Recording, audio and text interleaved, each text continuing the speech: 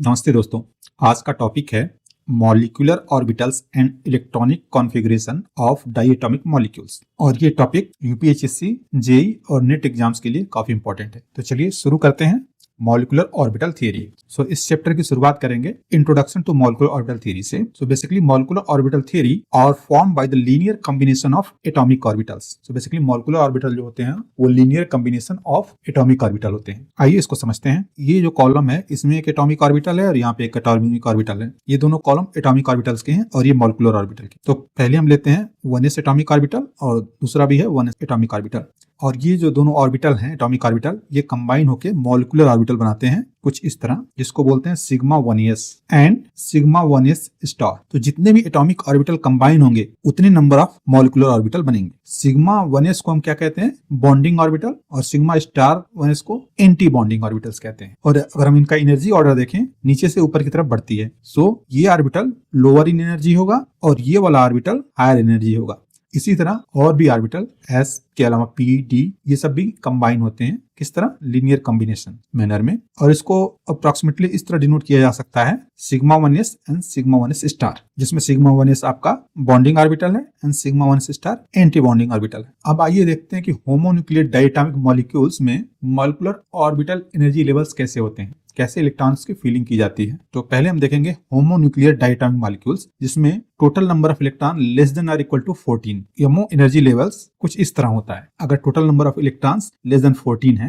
किसी मॉलिक्यूल में, तो पहले आता है सिग्मा 1s, देन उसका एंटी बॉन्डिंग, फिर सिग्मा 2s उसका एंटी बॉन्डिंग, फिर आता है पाई 2px एंड पाई 2py, ये दोनों सेम एनर्जी लेवल में हो। उसके बाद सिग्मा 2pz, उसके बाद इसका anti bonding pi star 2px and pi 2py, और उसके बाद सिग्मा 2pz का anti bonding sigma star 2pz। तो ये ऑर्डर है, इस ऑर्डर को आप मेमोराइज कर लीजिएगा। इस ऑर्डर से बहुत सारे क्वेश्चन सॉल्व हो जाते हैं। और इसका पहला एग्जांपल लेते हैं N2। एक नाइट्रोजन में 7 इलेक्ट्रॉन, तो दो नाइट्रोजन में 14 इलेक्ट्रॉन। सो ये इस रूल्स को फॉलो करेगा, E लेस देन और इक्वल टू 14। चलिए अब इलेक्ट्रॉन्स की फीलिंग करते हैं इस ऑर्बिटल्स में। सो 2 इलेक्ट्रॉन पहले ऑर्बिटल में, फिर दूसरे उसके एंटी बॉन्डिंग में, तीसरे इसमें, फिर 2 इसमें। इस तरह हम फीलिंग करते जाएंगे जब तक कि ये 14 ना हो जाए। तो ये 14 हो चुके हैं, आप देख सकते हैं। 2, 4, 6, 8, 10, 12 एंड 14। ध्यान देने वाली बात यह है कि 8 इलेक्ट्रॉन तो यहाँ पे हो गए, 9वां इलेक्ट्रॉन इसमें आएगा, 10वां यहाँ पे, फिर 11वां यहाँ पे, 12वां यहाँ पे। तो 2 हमने ऐसे लिख दिया है। बट अगर किसी सिस्टम में 10 इलेक्ट्रॉन हो, 8 के बाद 9, 1 यहाँ पे लिखेंगे, यहाँ पे 10। ओके, तो ये ऑर्डर याद रखेंगे कि जो भी एनर्जी लेवल सेम है उसमें हम हुन्स रूल फॉलो करते हैं, मैक्सिमम मल्टीप्लिसिटी। तो प्रत्येक ऑर्बिटल में एक एक इलेक्ट्रॉन फिल करते हैं, उसके बाद उसका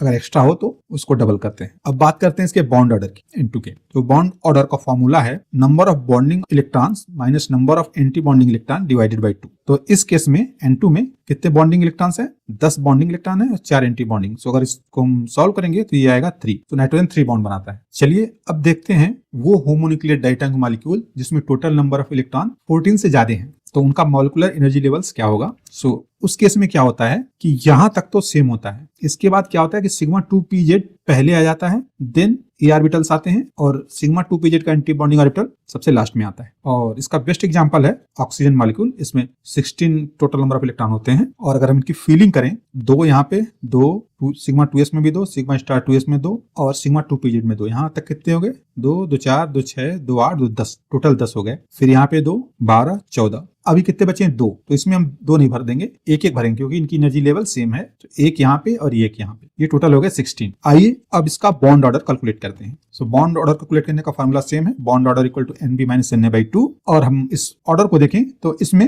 10 बॉन्डिंग इलेक्ट्रॉन्स हैं और 6 एंटी बॉन्डिंग। तो इस फार्मूले से इसकी वैल्यू आ जाएगी 2। तो बेसिकली O2 में जो बॉन्ड ऑर्डर होता है वो होता है 2 बॉन्ड होते हैं O2 में, O2 मॉलिक्यूल में। अच्छा, आप यहाँ पे इसका मैग्नेटिक बिहेवियर भी देख सकते हैं, मैग्नेटिक प्रॉपर्टीज। सो अगर अनपेयर्ड इलेक्ट्रॉन हो, अनपेयर्ड इलेक्ट्रॉन है तो पैरामैग्नेटिक, एंड पेयर्ड है तो पेयर्ड इलेक्ट्रॉन है तो डायामैग्नेटिक। तो इस केस में 2 अनपेयर्ड इलेक्ट्रॉन है, सो ये क्या होगा? पैरामैग्नेटिक होगा। ऑक्सीजन क्या होता है? O2 पैरामैग्नेटिक होता है, पैरामैग्नेटिक। O2 पैरामैग्नेटिक होता है। और N2 क्या होगा? N2 में कोई भी अनपेयर्ड इलेक्ट्रॉन नहीं होते, सारे पेयर होते हैं, तो वो डायामैग्नेटिक होगा। अब आइए कुछ हेट्रोन्यूक्लियर डायटोमिक मॉलिक्यूल्स देखते हैं। हेट्रो मींस ये दोनों एटम है सेम, नो डिफरेंट हो। यहाँ पे कार्बन ऑक्सीजन है, यहाँ पे नाइट्रोजन ऑक्सीजन है, और यहाँ पे हाइड्रोजन और फ्लोरीन। सो इससे कुछ पॉइंट्स हैं जिससे क्वेश्चन पूछे जाते हैं, जिसको मैं टेबल के फॉर्म में बनाया हूँ। तो आप इसको अगर ध्यान रखेंगे तो इसके क्वेश्चन आसानी से हो जाएंगे। तो ये है टेबल। तो बेसिकली इससे 2-3 टाइप के क्वेश्चंस बनते हैं एग्जाम्स में। सो मॉलिक्यूल्स, उनका बॉन्ड ऑर्डर क्या होगा, उनका मैग्नेटिक बिहेवियर क्या होगा, और अनपेयर्ड इलेक्ट्रॉन कितने होंगे, ये दोनों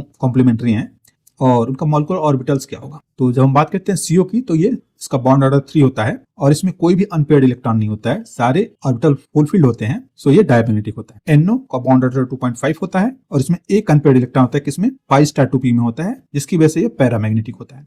और HF का बॉन्ड ऑर्डर 1 है और इसमें अनपेयर्ड इलेक्ट्रॉन 0 होते हैं, फुली फिल्ड होता है मॉलिक्यूलर ऑर्बिटल्स, इसलिए ये डायमैग्नेटिक होता है। और हेटेरो न्यूक्लियर डायटोमिक मॉलिक्यूल्स में जो मॉलिक्यूलर डायग्राम होता है वो एसिमेट्रिक होता है, क्योंकि इलेक्ट्रोनेगेटिविटी डिफरेंस होता है। फॉर एग्जांपल कार्बन और ऑक्सीजन के इलेक्ट्रोनेगेटिव डिफरेंस है, नाइट्रोजन और ऑक्सीजन के इलेक्ट्रोनेगेटिविटी में डिफरेंस है, same for the hydrogen fluorine.